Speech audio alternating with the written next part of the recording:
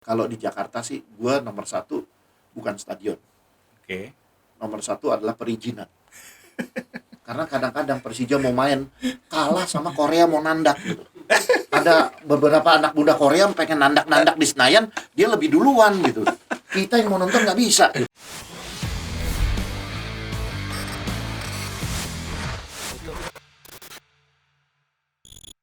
Halo Akuratim, kembali bersama saya Andika Suksmana. Dan pada hari ini dalam konten podium Akurasi TV kedatangan salah satu legenda tokoh supporter sepak bola Indonesia yang fanatismenya untuk klub dan juga untuk sepak bola Indonesia tidak usah diragukan lagi. Dengan bangga saya perkenalkan, nggak usah diperkenalin sih sebenarnya, saya mau menyapa tepatnya, Bung Ferry. Apa Bung, kabar? apa kabar Gue yang Bung? apa kabar? Senang banget udah bisa ketemu Bung Ferry. Kegiatan di pandemi apa aja nih Bung? Masih aktif kayaknya. Hmm, Apa aja nih Bung? aktif di mana nih? Banyak hal kayaknya, masih teman-teman di Jackmania, masih hal-hal yang lain juga mungkin. Ya, kalau di Jakmania lebih banyak ke apa ya? Kalau mereka ada yang ulang tahun Mhm. gitu kan, ada yang undang gitu kan. Terus ucapan-ucapan ya seperti itu. Tapi lebih banyak sekarang justru sama teman-teman lama nih, teman-teman sekolah. Reunian. Reunian jadi kayak jogging bareng Waduh, hidup keluar sehat nih. kota atau kalau dibilang makan bareng juga ininya terbatas sekarang gitu. Ya tapi kegiatan-kegiatan kayak gitu sama urusan kerjaan lah. Masih di Kantor. kantor, masih sibuk ya. Iya. Bung, gue pertama kali melihat sosok Bung tuh 97, 98 lah saat itu ya, di Lebak Bulus. Yang tadi kita baru aja sampai Tribun, GBK, lihat semuanya, kita akhirnya kenal di lingkungan sepak bola. Sampai harus nonton di rumah aja. Tapi yang membedakan supporter tahun 90-an sama sekarang tuh apa? Dengan keadaan normal ya, maksudnya nggak usah ngomong di masa pandemi. Iya. Gini, kalau dulu itu rata-rata supporter tuh pengen datang pakai atribut kebesaran tim. Oke. Kalau timnya oranye ya kita semua satu stadion satu warna oranye Mhm. gitu. Terus kemudian di lagu juga dalam bentuk dukungan mereka dukungannya satu suara gitu. Tapi makin kesini kan tiba-tiba ada isme-isme baru yang masuk dari mana-mana. Ada isme yang namanya Bara Bravas, ada isme yang namanya Hooligan, ada isme yang namanya Ultras ya. Iya. Masing-masing mengusung isme-isme itu sehingga akhirnya lebih beragam. Tapi buat gua itu tantangan gimana caranya keragaman itu bisa menjadi satu gitu. Keragaman itu tetap bisa kita optimalkan untuk jadi energi positif buat tim gitu. Oke. Nah, yang penting gitu aja. Andaikan Bung Ferry ini pemain tim nasional, itu ada caps kan? Kalau misalnya pemain tim nasional kan capsnya berapa kali nih? Nah, sosok Bung Ferry ini kan caps kehadiran ke stadion, ke tribun tuh mungkin udah nggak tahu ya. Kalau dihitung, sempat ngitung nggak sih Bung? Nggak pernah ngitung. Sebenarnya lucu juga Bung ya kalau hitung, Iya, aneh angkanya ribuan berapa tuh gitu. Nah, saya mau tahu sebenarnya, gue mau tahu kalau misalnya kita ngomong, pernah suntuk nggak sih nonton bola? eh Kayaknya enggak ya. Nggak Pernah pernah. ya. Gini, ada perbedaan ketika gue mulai aktif di organisasi, mulai terlibat langsung, Iya. lebih ada kedekatan lagi dengan klub atau tim yang gue dukung, sama waktu gue jadi penonton biasa. Hmm. Jujur ya, gue lebih menikmati kalau gue jadi penonton biasa. Karena gini, kalau gue nonton dulu, gue kayak hidup di dunia yang lain. Gue teriak sekencang-kencangnya buat tim nasional gue dukung sebetulnya, lawan gue caci maki. Tapi setelah pertandingan selesai begitu, prit, kita diam sejenak, tiba-tiba kita kayak kembali ke alam sadar. Oh iya ya, gue besok ada PR. Oh iya ya, besok tagihan listrik, macam-macam. Wah iya, kos-kosan belum bayar. Ya kan, jadi Iya, kita iya, kayak iya, kalau iya, di sepak iya. bola kayak kesihir gitu. Nah kalau sekarang kan lebih banyak, bukan nggak menikmati, tapi karena gue was-was kan. Kalau gue jadi pengurus supporter, gue harus ngeliat, aduh anak-anak ribut nggak di sana, aduh ada gerakan apa tuh. Jadi nggak fokus di bola aja, nggak fokus di pertandingan aja, gitu. Satu-satu yang gue fokus lepas yaitu tahun 2017 ketika Bayangkara sudah pasti juara, ketemu Persija di partai terakhir Iya, iya, iya, di Patriot. Itu aja yang gue lepas. Masih sampai inget tuh ya. Benar-benar berarti itu bebannya nggak ada sama sekali. Iya, bebannya nggak ada sama sekali. Udah pertandingan terakhir dan gue enjoy banget sama pertandingannya. Gitu. Momen golnya bagus lagi yang Momen terakhir. golnya bagus, Ramdhani 2 gol. Gitu. Masih ingat banget tuh ngeliat Coach Simon betul-betul langsung lemes tuh begitu. Gawangnya udah kebuka lebar. Bung, kalau kita ngomongin masalah Persija dan Timnas, kita ngomongin sesuatu yang paling favorit nih. Nah, pertandingan Persija sama tim nasional, saya ngomongin dua lah. Yang paling mengesankan buat Bung. Persija dulu. Paling nomor 1. Kalau Persija, gue rasa yang tadi gue bilang, walau emosi gue keluar banget waktu kita ketemu Bayangkara di pertandingan terakhir. Walaupun itu juaranya dia, tapi gue merasa apa ya?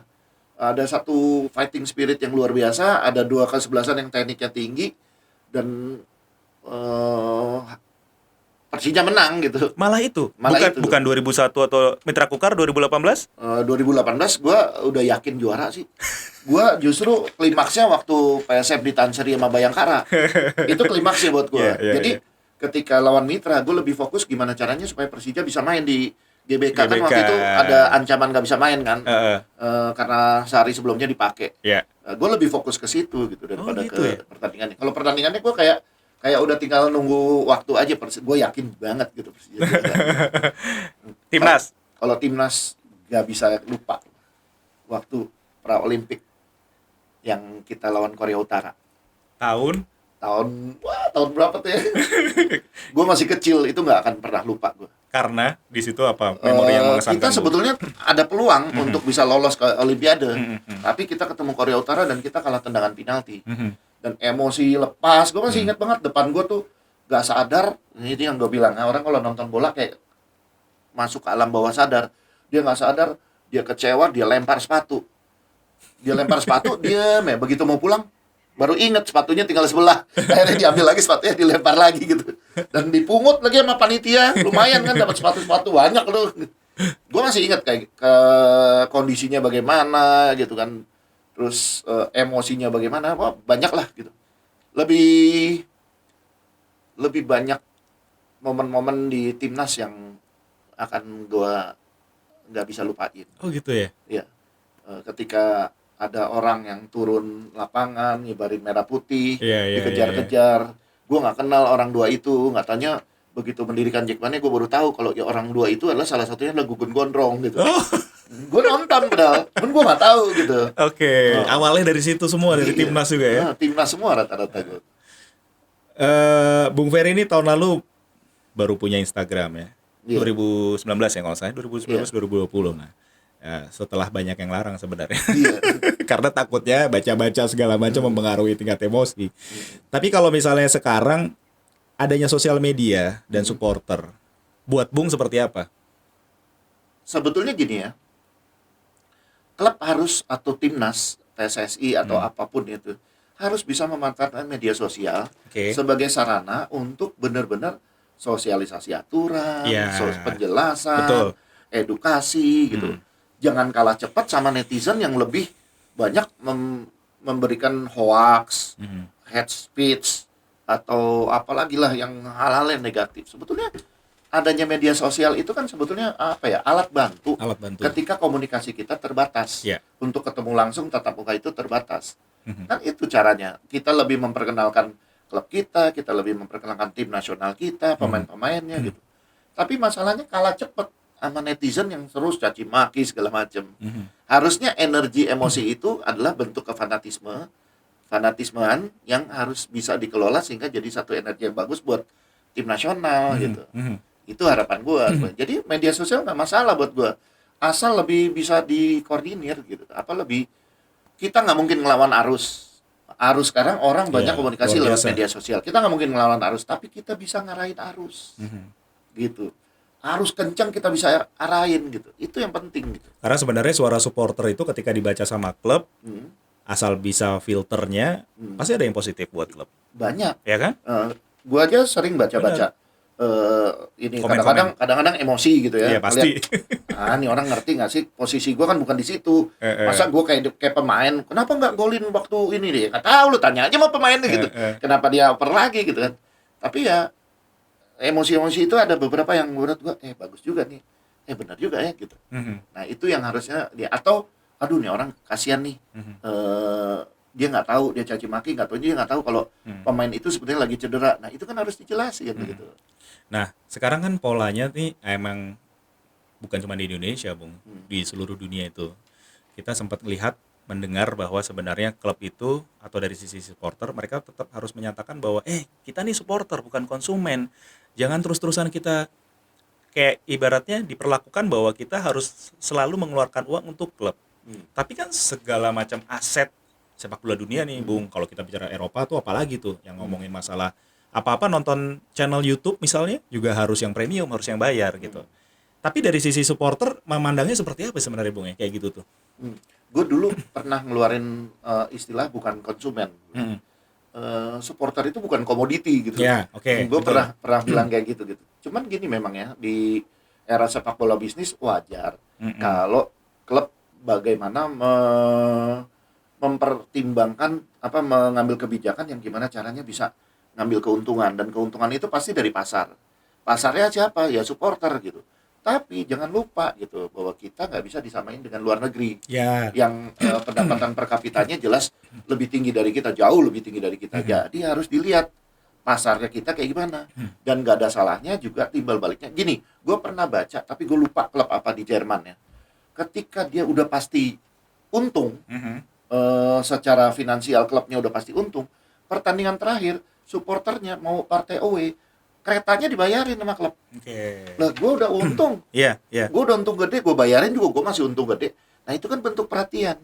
Jadi nggak ada salahnya kalau klub juga mikirin bagaimana pendapatannya si supporter itu punya, bagaimana meningkatkan daya beli dari supporter itu. Jadi kalau daya belinya meningkat, otomatis kan dia akan beli jersinya, beli tiketnya, pokoknya produk-produk dari klub atau tim nasional akan dibeli sama dia, asal dia daya belinya meningkat gitu. Nah gimana cara daya beli meningkat? Ya itu ayo sama-sama. Kalau di Persija ini kan kemarin ini di eranya Pak Gede udah berjalan tuh. Bagaimana diseru-diserunya Jakmania diberi kemudahan dalam memasarkan jersey Persija gitu. Nah itu yang kita jalanin sampai sekarang gitu. Nah itu kan sebetulnya pendapatan si distro jadi meningkat, kepercayaan konsumen di distro juga bagus, dan ujung-ujungnya kan si distro itu nanti akan beli tiket. Beli tiket buat nonton Persija dengan teman-temannya, dengan komunitasnya di sana, dan dia beli jersey Persija gitu. Nah, kita bicara ngomongin masalah bisnis sekarang dan supporter. Klub ini kan sesuatu yang dibanggakan oleh supporter kan, Bung. Menantikan ketika akhir minggu mereka bisa datang ke stadion, Senin sampai Jumat misalnya, bekerja keras untuk bisa dapetin tiket ketika hari match day itu tiba. Tapi sebenarnya apa yang harus dilakukan oleh klub, apalagi masalah pandemi nih kemarin-kemarin nih, semua serba stuck, semua serba mentok istilahnya. Tapi kalau misalnya apa yang diharapkan, atau misalnya Bung tuh melihatnya sebenarnya klub tuh harus melakukan apa untuk bisa membantu teman-teman supporter. Misalnya dari sisi apa? Misalnya Jakmania punya distro, atau supporter yang lain dari klub-klub yang lain pun juga punya usaha yang sama. Kira-kira apa sih, Bung, yang sebenarnya harusnya klub lakukan, Bung? Ya, sebetulnya gini, ketika pandemi, terus klub juga ini ke pemasukan yang gak ada, sempat ada usulan dari salah satu supporter di daerah gitu ya, bahwa gimana kalau kita nobar, kita beli tiket, jadi tiketnya dimanfaatin klub gitu. Tapi jangan lupa dalam kondisi pandemi ini yang kesulitan bukan cuma klub, tapi semua, termasuk supporter. Banyak yang pendapatannya hilang, mata pencariannya yang tadinya bisa bergerak ini nggak bisa, atau ada yang kena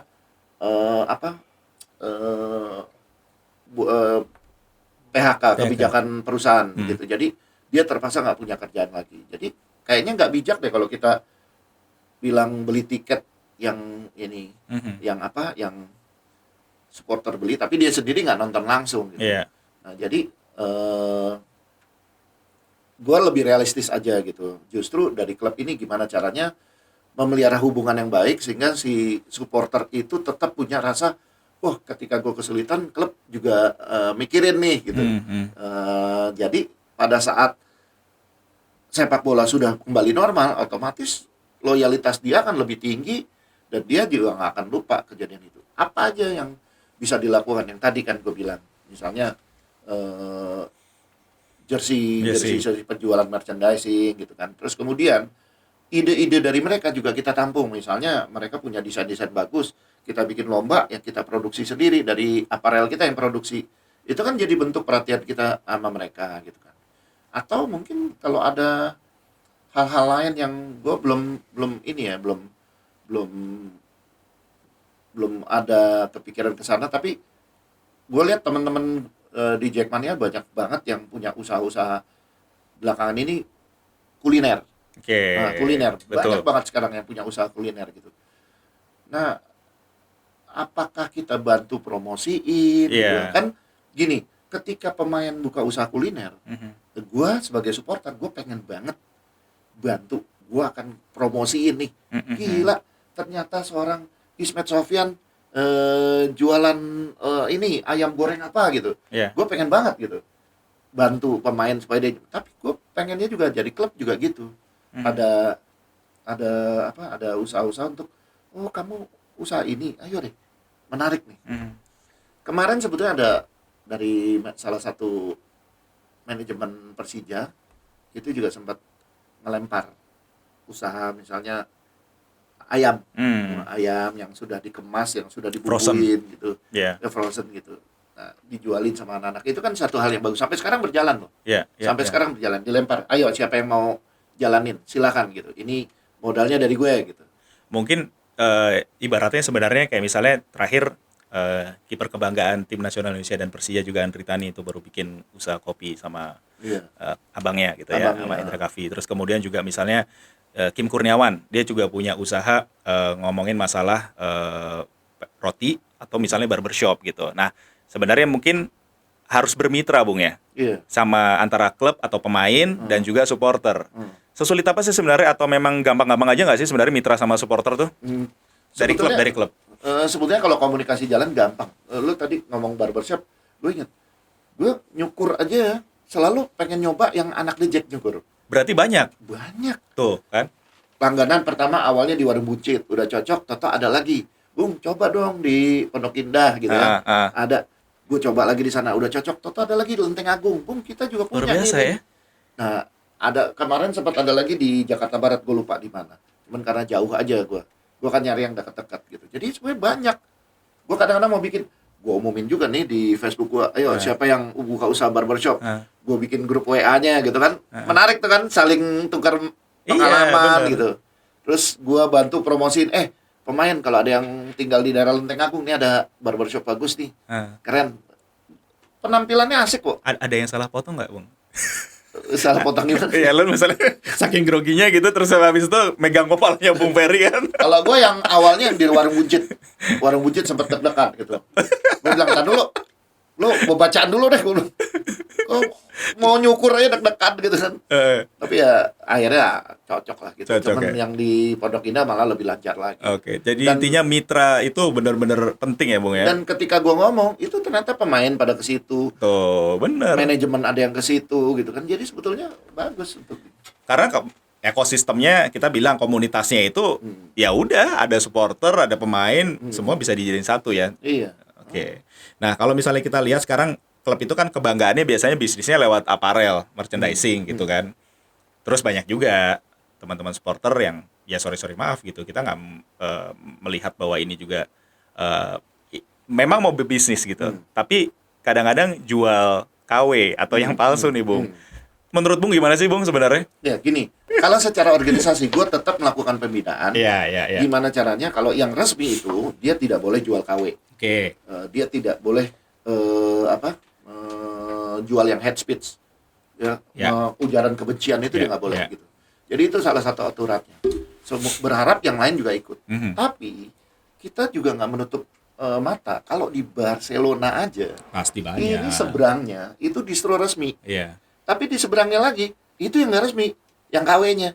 Nah itu aja ada berhadapan. Iya. Nah, secara tidak langsung sebetulnya yang tidak resmi itu adalah membantu mempromosikan kan.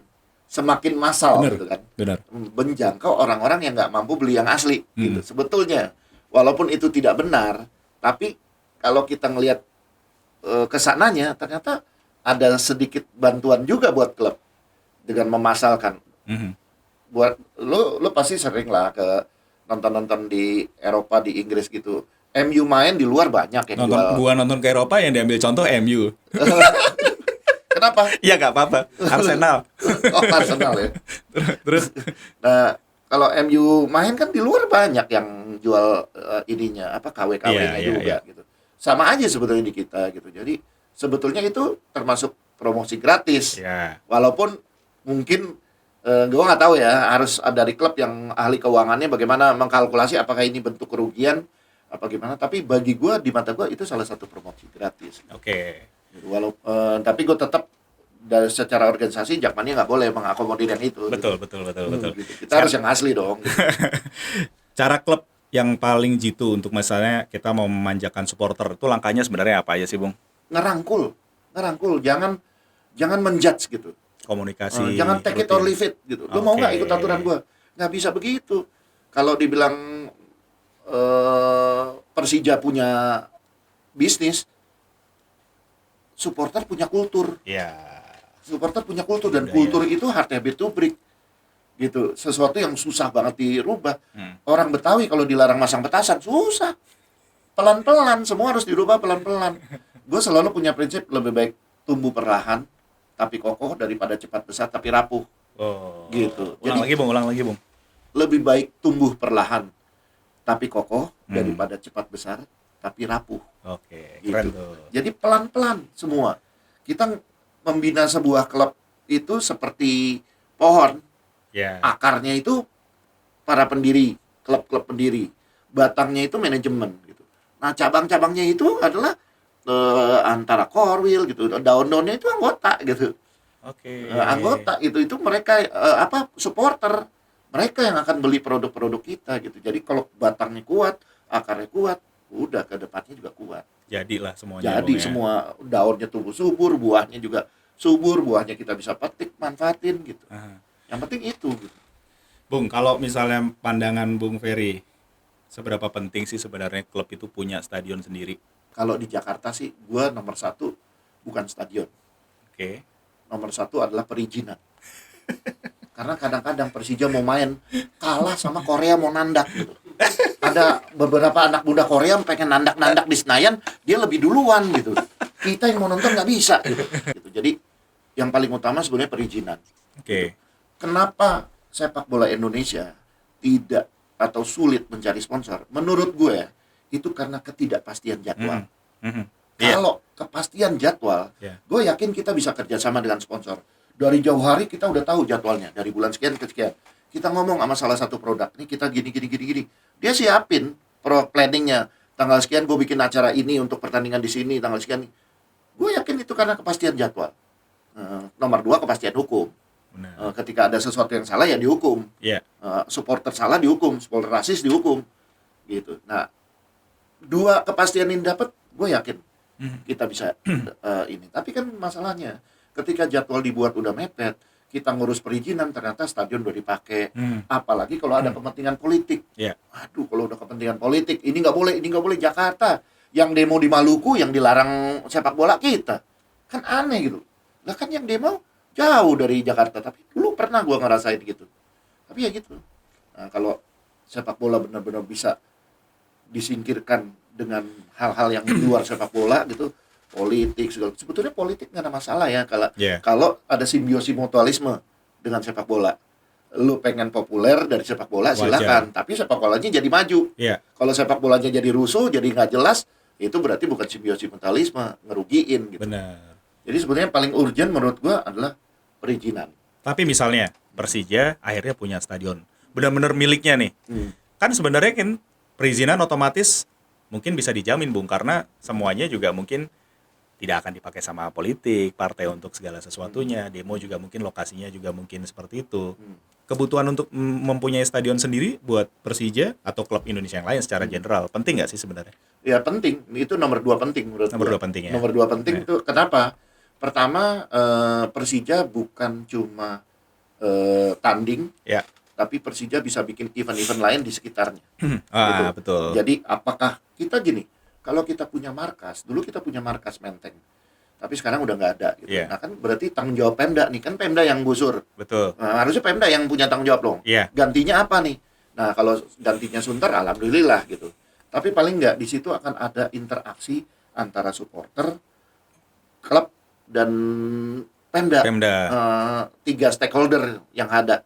Jadi bisa aja di situ ada semacam museum Persija, Jakmania Center gitu apa. Jadi kayak pusatnya Jakmania, segala merchandise-nya, kegiatan-kegiatannya, atau ada film-film mengenai Jakmania gitu kan di situ. Pokoknya orang mau cari info mengenai Jakmania Persija di situ, Persija Center gitu misalnya. Jadi tidak melulu nunggu pertandingan baru kumpul ya. Iya, gitu. Jadi setiap harinya harus ada kafe di sana. Ya. Itu kan jadi income buat klub. Betul. Income buat klub bukan cuma ini. Gue salut sama Stadion Lebak Bulus sebetulnya. Karena gue pernah ngobrol-ngobrol, Stadion Lebak Bulus itu mungkin satu-satunya stadion di Indonesia yang bagaimana membiayai karyawan-karyawannya semua yang ada di situ, sekitar 200-an orang. Itu benar-benar tidak dari mana-mana, tapi dari usaha mereka sendiri.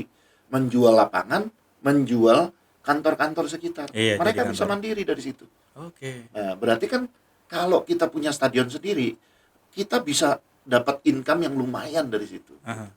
Nah, kalau kita bicara masalah hal ini, Mas, kita ngomongin supporter Indonesia nih jumlahnya gede banget, sangat besar. Tapi masalahnya setiap tahun, setiap musim ada aja klub yang masih sering kesulitan dana, nggak bisa gaji pemain dan yang lain-lain. Sebenarnya salahnya di mana, Bung? Nggak bisa apa? Nggak bisa bayar gaji pemain. Masih jadi satu klub ini sering banyak sekali kesulitan dana gitu. Itu salah di mana biasanya? Karena kan supporternya gede. Gini, kalau menurut gua sih gini. Kadang-kadang klub berangan-angan tinggi. Yang paling besar sebetulnya kan kalau kita lihat pengeluaran itu di pemain, kontrak pemain. Nah kalau gue sih pengen sebetulnya ya sepak bola Indonesia lebih realistis dalam menghargai pemain, gitu. Maaf nih buat para pemain, tapi gue pernah ngomong sama beberapa pemain yang senior gitu ya. Intinya gini, standar kita tuh di ASEAN aja belum juara, jadi harusnya kontrak dan gaji pemain itu kita jangan lebih tinggi dari Thailand, Vietnam. Lah ranking aja kita masih di bawah mereka, gitu. Jangan dilihat dengan atmosfernya kan beda, Bung. Ya nggak bisa. Kita tuntut prestasi dong dari mereka. Jadi sebetulnya gue pengen itu realistis, gitu. Indonesia belum bisa dengan harga pemain yang gila-gilaan kayak gitu. Toh kalau misalnya nanti klub bangkrut, yang rugi kan juga pemain, gitu. Yang rugi pemain. Jadi menurut gue itu cuma cara pengelolaannya aja, gitu. Dari pemain kita pengeluarannya gede, tapi pemasukannya dari sponsor susah. Yang tadi gue bilang, sponsor itu kepercayaan terhadap sepak bola Indonesia masih belum, karena jadwalnya nggak menentu, gitu kan. Misalnya ada perusahaan apa ya, misalnya perusahaan minuman M, gitu kan, dia sponsorin Persija gitu. Persija main di Jakarta, Toto Persija terusir main di. Berarti kan dia harus koordinasi dengan produk M yang di daerah itu. Yang untung kan produk M yang di daerah. Dia nggak kerjasama, tapi dia ikut dipromosiin gitu. Betul. Gitu. Jadi kadang gue pernah ngerasain kayak gitu. Wah Pak, kan itu yang Jakarta yang usaha. Kenapa yang daerah jadi menikmati? Kan penjualan dia jadi yang meningkat, bukan penjualan yang di Jakarta gitu. Gitu. Jadi yang kayak gitu-gitu. Trustnya supporter sama trustnya sponsor, pemasukan kurang, pengeluarannya terlalu besar pasak daripada tiang. Benar. Nah sekarang kalau misalnya kita bicara federasi, sebenarnya federasi ini perlu tidak kayak semacam mempunyai rasa tanggung jawab juga terhadap supporter? Misalnya apakah peraturan yang sudah dibuat, ataukah memang dibikin semacam asosiasinya, kayak gitu-gitu. Nah harapan Bung Ferry sebenarnya untuk ke federasi PSSI kita bicara, ke supporter tuh seperti apa nih Bung? Ya jelas harus ada lebih perhatian kayak sekarang gitu. Gini, gue paling kesel kalau supporter dikumpulin, dibilang, oh kita kumpulin, nanti ada ketua umum PSSI yang akan bicara, nanti ada Kapolri atau Kapolda yang bicara. Gue bilang, silakan mau ada pertemuan, tapi gue maunya pejabat-pejabat itu yang pengen ngomong, jangan cuma ngomong pidato, kalian damai, kalian harus begini. Setelah itu, maaf ya, saya ada acara, jadi saya silakan aja diskusi sama sekjen. Selanjutnya silakan diskusi sama wakil-wakil saya. Saya ada acara, saya kegiatan lain. Ya nggak bisa begitu dong. Buka dialog harus. Lu ngedoktrin doang itu namanya. Tapi kalau yang namanya diskusi dua arah. Jadi dia juga harus ikut duduk bareng sama-sama sama supporter. Jadi perhatiannya harus lebih lah. Itu dia yang gue bilang, jangan ketika pertandingan dengan penonton, supporter diharapin tiketnya dinaikin, wah ini banyak nih. Tapi giliran gak ada penonton, supporter dicuekin gitu. Cuman disuruh, lu nggak boleh nonton, nggak boleh nonton. Ya nggak bisa begitulah. Iya. Harus ada ikatan emosional yang tetap terjalin antara supporter dengan pertandingan, terpelihara gitu. Walaupun dia nggak boleh nonton, tapi bagaimana memelihara itu gitu. Iya. Jangan sampai nanti dibiasain nggak ada penonton, akhirnya fanatisme, kenikmatan untuk menonton itu hilang gitu. Sehingga akhirnya udah PSSI akan kelabakan lagi. Ayo dong, nonton dong. Gak usah jauh-jauh lah kalau timnas ketemu tim favorit, tiketnya laku, wah kita dicuekin. Tapi kalau timnas ketemu tim yang nggak favorit, tiketnya nggak laku, ayo dong, masa kalian supporter klub nggak bela tim nasional, ayo dong. Gitu. Ya kan nggak fair lah gitu. Jadi harus semuanya selalu terus perhatian lah. Mereka harus terus melakukan. Benar. Pembinaan itu ada tanggung jawab mereka yang bikin pertandingannya kok, mereka yang bikin acaranya kok. Oke, nah kan biasanya gini Bung, supporter tuh biasanya kalau misalnya diliput selalu yang jelek-jeleknya aja. Tapi menurut banyak hal yang udah kita lihat juga di Indonesia, kita lihat banyak sekali kebaikan-kebaikan dari supporter. Pengalaman Bung Ferry, ada momen apa dari sebuah gerakan supporter yang menimbulkan sesuatu yang menyampaikan pesan positif misalnya? Kalau gue ini, pertama ya, gue dulu nggak kenal teman-teman, nggak punya orang kenalan di Malang, Lamongan, Kediri.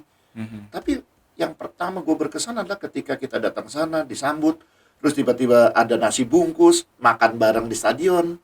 Itu kan yang nggak pernah diekspos gitu. Tapi sebetulnya itu kalau kita jauh dari jauh dari tempat kita tinggal, terus kemudian kita dapat perlakuan yang luar biasa di sana gitu. Bukan berarti kita manja ya, tapi akan menyentuh dan merasa persaudaraan makin kuat. Gitu. Betul. Nah itu yang nggak ke expose gitu kan. Terus kemudian misalnya jodoh, Jackmania sama Aremania tuh banyak yang berjodoh. Nah, itu kan hal yang menarik sebetulnya diangkat gitu kan. Tapi banyak lah ada teman-teman di daerah yang tiba-tiba kena bencana, Jackmania bilang, Bung, ini saudara-saudara kita di sana, ayo kita kumpulin. Nah itu juga salah satu hal yang positif. Prihatin dulu mungkin itu urusan mereka, tapi sekarang karena ada kedekatan, mereka saling kenal, akhirnya ada pemikiran seperti itu.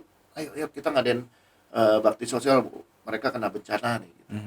Jadi banyak lah halnya. Banyak ya. Arti sepak bola Indonesia buat Bung Ferry apa sih Bung? Apa ya?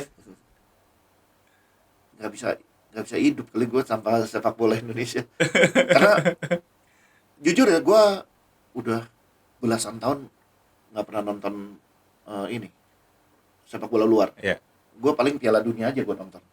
Tapi sepak bola luar pertama mungkin usia, karena jadwal mereka begadang. Kedua memang karena terlalu asik nonton sepak bola Indonesia, jadi udah males nonton sepak bola luar. Jadi buat gue sepak bola Indonesia gini, gue pengen banget dalam seumur hidup gue tuh satu waktu gue menghadapi tim nasional yang tiba-tiba berprestasi bisa lolos Piala Dunia. Dan kalau belum ketemu itu rasanya pengen nonton terus.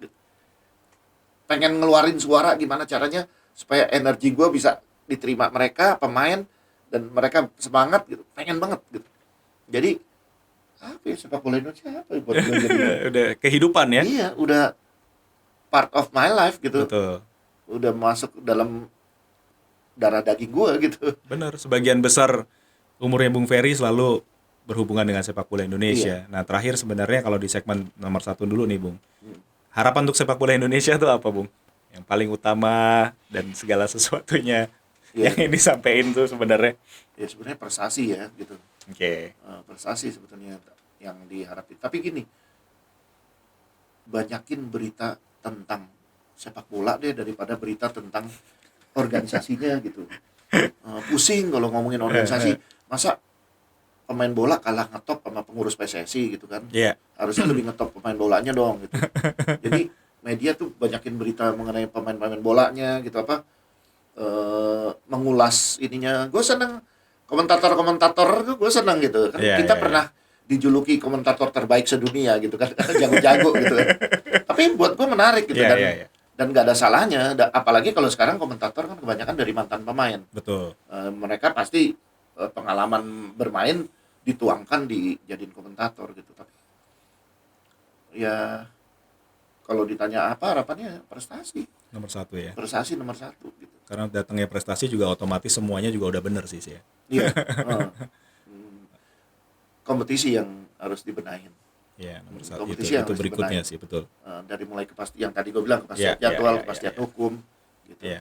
Ya, insya Allah kalau itu semua kan gini, PSSI nggak bisa bilang atau PT Liga ya, bikin jadwal liga gitu, udah masing-masing klub ngurus perizinan, nggak bisa gitu dong. Gitu. Harus ada lobby-lobby di atas bahwa ini loh, gue mau ngadain acara ini, klub-klub tolong dibantu perizinannya apa gimana gitu kan. Oke.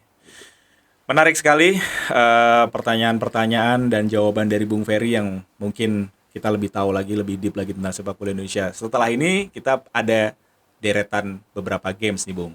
Kita ajak Bung Ferry main Apa games nih? dan menarik habis ini kita ya Bung ya.